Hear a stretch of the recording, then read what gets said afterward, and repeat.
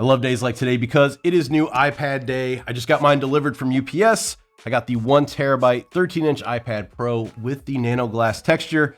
Got the Pencil Pro and the Magic Keyboard. So I thought instead of doing like a full video with the unboxing and sexy product shots and talking about every single new change and feature that you really don't care about, because let's face it, there's already hundreds of videos up that do just that. So I thought, why not take a look at all these products from the artist's viewpoint? This is an art channel after all. So if that sounds good to you, stay tuned. So the intro you just watched, that was filmed on Wednesday. It is now the weekend, and that's due in part to the data transfer from the old iPad to the new iPad took over 36 hours.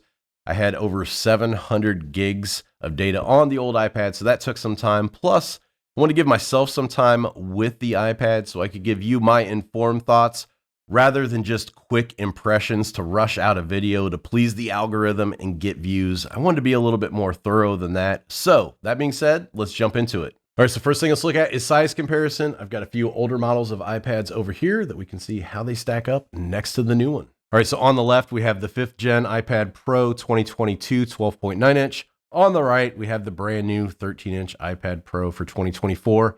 You can see from top down, not a huge difference between the two sizes.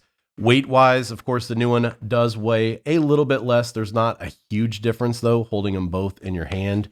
But then from the side here, for the width, you can see the new one is quite a bit thinner than the old one. It's not a massive, massive difference when you hear that the new one is the thinnest product that Apple's ever made. But you can see there is a difference there that is definitely visible between the two. So that's the difference between those. Let's go ahead then. I'll move these off to the side. We'll bring in, this one's the 2022 iPad Pro 11-inch. So stacking them up side by side like this, I think the screen real estate difference really becomes apparent between the 11-inch and the 12.9 and the 13-inch. You just get so much extra space on these to draw. I think the quote from Apple is an extra 30%. So a lot of people ask what size they should get. And if you're an artist looking for an iPad, adding the iPad into your workflow, and you're going with either a Pro or one of the new Air models, hands down, every single time, I would recommend the bigger 13-inch size. You just get so much more screen to draw on compared to the 11-inch. So if art's your main concern, I would definitely recommend going with the bigger one. So now let's get to the part that I know a lot of you are excited for and are wondering about, and that's the Nano Glass Texture on the new iPad. So let's compare these first. So like I touched on in my previous videos talking about the announcement of the new iPads is the fact that I use a matte screen protector on my iPad, something that's been on all the iPads that I've had over the years. It's one of my must-have accessories. And for me, I use a brand called Tech Armor. I don't use Paperlike. I'm not a fan of Paperlike. I've tried Paperlike and did a video, maybe you remember it, maybe you haven't seen it, comparing the Tech Armor to the Paperlike and giving Paperlike a try. I hated Paperlike. So I personally found there's a few different reasons why it's so important to use a screen protector on your iPad if you're using it for art. Number one is it allows your hand to glide smoothly across the screen. We're talking about matte screen protectors here. Because if you don't have a screen protector, you're just using the regular glass from the iPad screen or even a tempered glass screen protector, your hand sometimes gets sweaty. It'll catch on the iPad screen as you're gliding across. It's not as fluid. With the matte screen protector, you're getting a nice fluid motion across the screen. You're getting better lines, you're getting smoother lines, and it really helps with that. In addition, most matte screen protectors, they add just a touch of resistance to where your pen tip meets the screen. Using the iPad glass screen without a screen protector, it's a little too slick. It doesn't really feel natural. You lose that traditional feeling. With the matte screen protector, it does make it feel more like you're using traditional methods like a pencil on paper. Of course, with the Tech Armor, it doesn't have a ton of texture to it. That's where Paperlike is super famous for having that super gritty, kind of rough texture, which of course a lot of people know then wears down the tip of your Apple Pencil. That's why I like the smoothness factor that you get with this. And that's what I was hoping that we would get with the Nano Texture. Of course, the other big reason too for having a matte screen protector is reducing glare. And once again, this is the 2022 iPad Pro with the Tech Armor, and you can kind of see how that cuts down on the glare there of the key light over to the side. This one has the Nano Texture. So let's kind of compare and see how these stack up. And getting this in here, you can kind of see the difference. I think you can tell the light is a little bit more pronounced on the older version. On the left, you can almost kind of make out the circular shape of the light.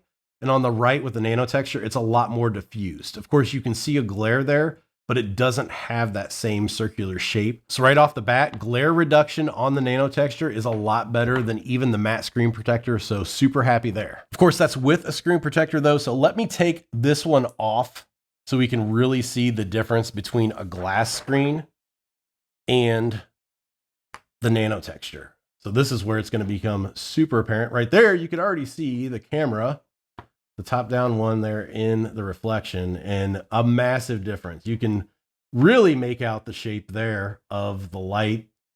You can even see the folds and creases in the fabric. And once again, over here, we've just got a nice diffused glow on there. So a huge, huge difference between the two. So if you get an iPad Pro with the nano texture display, you're not going to want to use a screen protector at all. You just don't want to use one and put one on in addition to what's already there. Of course, durability is always a concern with new products like this. And honestly, that's something we're just going to have to wait and see how that plays out over time. But really, I'm not too concerned about it when you think that companies like Wacom have been making tablets with similar displays like this for years, and they don't show any signs of scratching, so hopefully we can expect the same from the new nano texture. So now to answer the big question, how does it actually feel to draw on the nano texture display?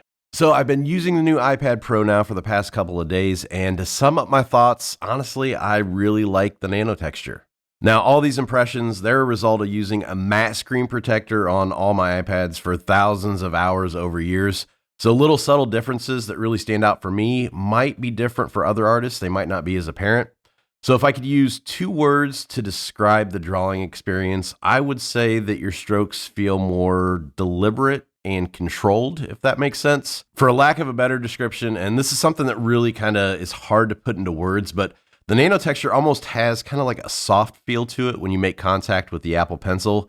It's not necessarily gummy, but it has a slight grip and resistance to it. That being said, it doesn't have any texture at all. It's totally smooth across, so you don't have that huge drag like you get with paper-like, but it does end up requiring just a tad bit more pressure than a matte screen protector. I've always used the default pressure sensitivity in Procreate, and I can tell with the new screen, it does require just a smidge bit more pressure to get the same results. It's not a ton, but that muscle memory of knowing how a brush should respond kicks in, and I can definitely tell the difference. It's going to take some getting used to, but I do prefer the nano texture. The iPad Pros with the nano texture display also come with this fancy dancy microfiber cleaning cloth, which Apple recommends only using this one to clean your display. Now, one thing I know people were worried about was having this nano texture display. Was that going to ruin some of the benefits that you get from having the OLED in the new iPads? And I guess the answer for this is kind of yes and no. The nano texture doesn't result in any blurriness or grain or distortion like sometimes you get with the matte screen protectors. Colors are strong, vibrant, and saturated, but I would say you don't get that same level of eye-bleeding results that we've come to expect from OLED screens. Because of the matte finish on the screen, blacks do have a little bit of a gray cast to them. You don't get that super inky black like you're used to with OLEDs. It really becomes apparent if you're watching movies like this and you've got the black bars at the top and bottom of the screen. You can definitely see the separation between the bezel and what's on screen there.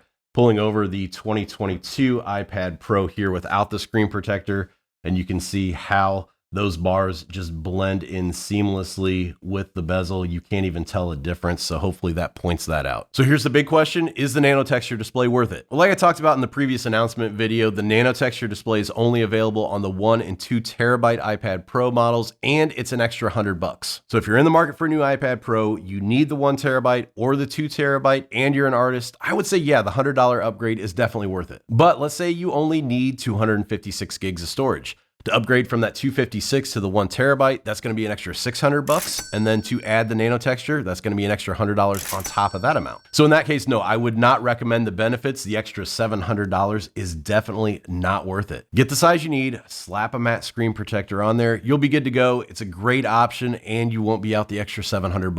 All right, so now let's talk about performance. In the past, sometimes new iPads meant more RAM, which meant more layers available in Procreate. The amount of RAM you have in your iPad dictates how many layers you have on any given canvas in Procreate. However, the last Gen 5 and Gen 6 iPad Pros, the top models, had 16 gigs of RAM.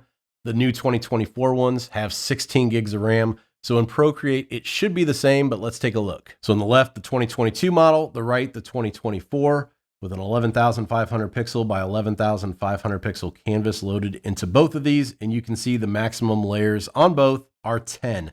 So as of right now, there's perfect parity between the Gen 5, Gen 6, and the Gen 7 iPad Pros with the top RAM. The 16 gigs of RAM, you get the same number of layers in Procreate, so that's not even a concern anymore.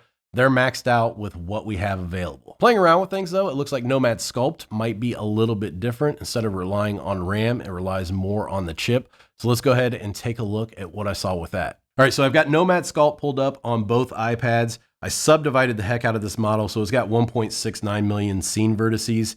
And we've got the quad remesher, which is a new in-app purchase available for Nomad. I've got the quad set at 2000 on both of these. So we're going to see the speed difference here. I'm going to hit remesh on both of these and confirm. You're going to see once again the older on the left, newer on the right. The one on the right's done. One on the left is still going, still going, still going. There we go. So there we go. A lot faster on the 2024. Of course, this one is the 2022. So this one has the M4. This one has the M1. If you've got the Gen 6 iPad Pro, it's going to have the M2. So it might perform a little bit closer to this one because those chips are a little bit closer together. This one's a little bit slower, but pretty exciting to see jumps in speed like that, and gives us something to look forward to with other apps as well. So the Apple Pencil Pro, all new as well, and exclusive to these new iPad Airs and iPad Pros, which we'll talk more about here in a little bit once we get to compatibility. But let's talk about the features in this. There's a new squeeze function where if you squeeze the pencil, it's going to bring up a menu in apps like Procreate. And then there's also a gyroscope built into the inside to where when you twist the pencil and you do a barrel roll, it's going to change the orientation of your brush, once again, in apps like Procreate. Now, unfortunately, a lot of these apps like Procreate haven't implemented this yet. That's going to come at a later date in a future update. So we'll revisit that in a future video. But for the time being, the Notes app actually has the squeeze function live. So to test this out, if we squeeze the barrel, you'll see it brings up this menu here where we can change our tool. We can access the color wheel and then the undo, redo buttons here, and then squeezing again makes it disappear. So compatibility is always a concern when a new iPad comes out. People want to know, will the new stuff work with my old iPad? Or if I'm going to upgrade to the new one, will my old stuff work with that new version? So there's a few different answers to this based on the accessories. So first off, the Apple Pencil Pro, the new one, like we just talked about, only works with the new iPad Airs and the new iPad Pros. The reason being that front-facing camera on the iPad is changed from the portrait to the landscape side of the iPad. So the magnets are in a little bit different place, and it only works with the new ones. It will not work with the older versions here. As you can see, it just does not connect the same way. Likewise, if you have a Gen 1 or Gen 2 Apple Pencil, it will not work with the new iPad Pros or the iPad Airs.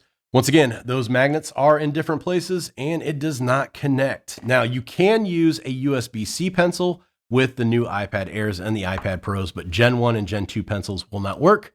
Likewise, Apple Pencil Pro will not work with any other model of iPad except the 2024 iPad Airs, the 2024 iPad Pros. Same thing goes for the new Magic Keyboards that just came out. The new Magic Keyboard over here will not work with the older iPad over here. Likewise, the older Magic Keyboard over here will not work with the new iPads over here. So a couple of changes to the new Magic Keyboard. Down here, the palm rest is now made of aluminum. It's a lot more premium feel when compared to the previous Magic Keyboards, to where this area was rubber. It was just the same material that made up the rest of the case. We also have a function row of keys up here, which is a really nice addition as well. Being able to adjust the screen brightness without having to jump into the settings is really, really cool. And then finally at the bottom, we have this trackpad, which is a little bit bigger than the previous one. Plus it has haptic feedback now, rather than the previous version at physically pressing in. The haptic feedback is a really nice touch as well. So you might be thinking to yourself, okay, how is the Magic Keyboard relevant to artists? And I'll be honest with you, I've used this thing a lot more than I thought I was going to, just in the business side of art, answering emails, doing product descriptions, stuff like that. But really the key factor comes when we're talking about the Sketchboard Pro, which we'll actually talk more about that here in a second with compatibility, but let me show you what I'm talking about. So this is another one of my must-have accessories, the Sketchboard Pro, and your iPad fits directly in here. So if you're using a regular case that you have to wedge your iPad in, Every time you want to use this, you're going to have to struggle getting the iPad out of your case into this. And then once you're done here, putting it back into the case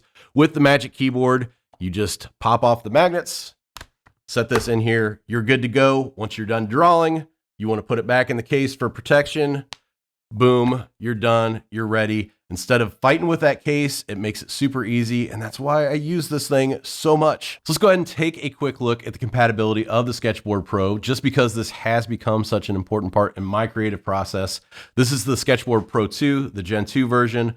The previous iPad, like I showed you, just kind of drops in there. Super nice, super easy. That's one thing I liked about the Gen 2 version. Gen 1, you kind of had to wedge it in there. So that was definitely one of the upgrades that I dug about the new one.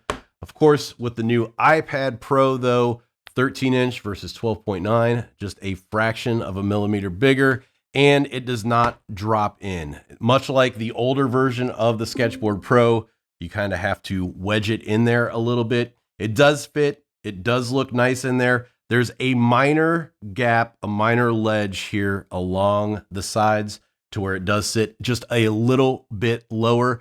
100% you can use the new iPad Pros with the Sketchboard Pro 2s. However, they are coming out with upgrade kits for the Sketchboard Pro 2s. They announced on their Instagram account they're going to do pre-orders starting here in the next few weeks, and then those will start shipping here in like 2 to 3 months. So definitely look out for that. The Gen 1 version though, a little bit different story. Once again, the previous iPad Pro here, and you can see you just kind of have to press it in there and it fits. Once again, the newer iPad being just a fraction bigger. You really have to squeeze it in pretty tight to get it to fit. It fits a lot tighter in there than the other one, the Gen 2. And once again, you have a little bit of a gap there as well, but once again, still usable. Now in that same Instagram post, they did mention they don't currently have plans to make an upgrade kit for the Gen 1 Sketchboard Pros. However, they also mentioned if there's enough interest, it is something that they will consider. So they want you to drop a line. If you've got a Sketchboard Pro Gen 1, you want the upgrade kit, drop them a line, tell them it's something you want to see. If there's enough people that reach out, if there's enough interest, it will be something that they consider. All right, so the last thing we're going to look at compatibility-wise is the Apple Pencil Pro. So number one, right off the bat, shape and size exactly the same as the Gen 2 Apple Pencil. You still have the flat edge here. The tip comes off. These are exactly the same size as before as well. So if you have replacement tips, they will work with the new one. But there was one thing I was worried about compatibility-wise more than anything else. And that was if my ProDraw grip was going to fit the Apple Pencil Pro. And if you're not familiar with the ProDraw grip, the reason why I phrase it as my ProDraw grip is because I actually designed this. Something I created, I had manufactured, I brought to market, and it's available on Amazon right now. If you want to check it out, the link's down in the description below. But the whole idea behind this is to give you a wider grip on your pencil, makes it more comfortable to draw. You have better line control and really relieves hand fatigue. So if you're used to drawing for long hours on the iPad, it's a lot more comfortable than cramping your hand down on the really narrow pencil. So something that I'm super proud of. So you can only imagine how scared I was thinking that maybe all of the features that the Apple Pencil Pro has would not work, but I'm here to tell you everything works beautifully. So the first thing I was worried about was charging. I designed this with a split back design. So if you're not using a case on your iPad, you don't have to remove the grip every single time you want to charge the pencil. It is super easy to remove and put back on, unlike other grips. So if you do have a case, that's not an issue. So super happy about that, number one. The next thing, of course, I was worried about is the new squeeze function with the Apple Pencil Pro. Was the squeeze function going to work? And yes, that does too. So once again, I've got the Notes app open here. So squeezing once brings open that menu. Squeezing again makes it go away. And the one thing I've noticed after using this over the past few days is the squeeze function. It's actually easier to be triggered with the ProDraw grip on there than without.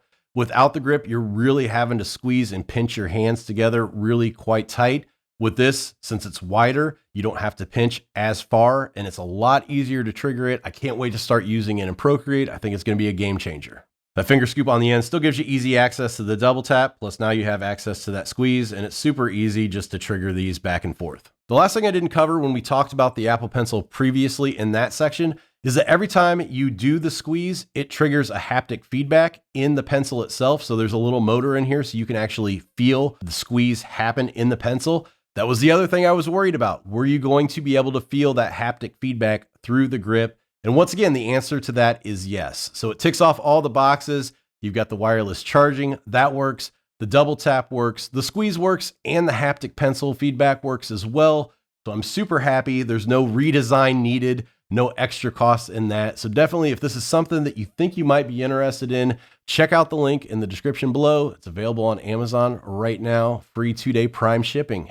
So at ProDraw, we make iPad accessories for digital artists like yourself, and the ProDraw Grip is our first and only product right now. But I'm excited to announce in this video, we have a second product coming to market probably next month. It is actually in transit. It's being shipped to us right now. So definitely stay tuned for more info on that. All right, so that's it for my first look at the new iPad Pro 13-inch model with the new Nano Texture glass option. Hopefully you guys enjoyed today's video. If you did, make sure you give it a thumbs up. If you have any questions too, leave them down in the comments, and subscribe to the channel for new videos like this and more drawing tutorials as well. As new apps come out that take advantage of the new processing power of the M4 chip, along with the new features of the Apple Pencil Pro, I'll definitely make some new updated videos kind of highlighting those changes as well. So stay tuned for those. And definitely let me know down in the comments what's your thoughts about this new line of iPads. Did you happen to get one yourself already? Share your thoughts below if you did. I would love to hear what you guys have to say. So that's it for today's video. As always, I appreciate you guys watching. As for me, I can be found online, bjdell.com, as well as on social media at bjdell. So until next time, keep creating.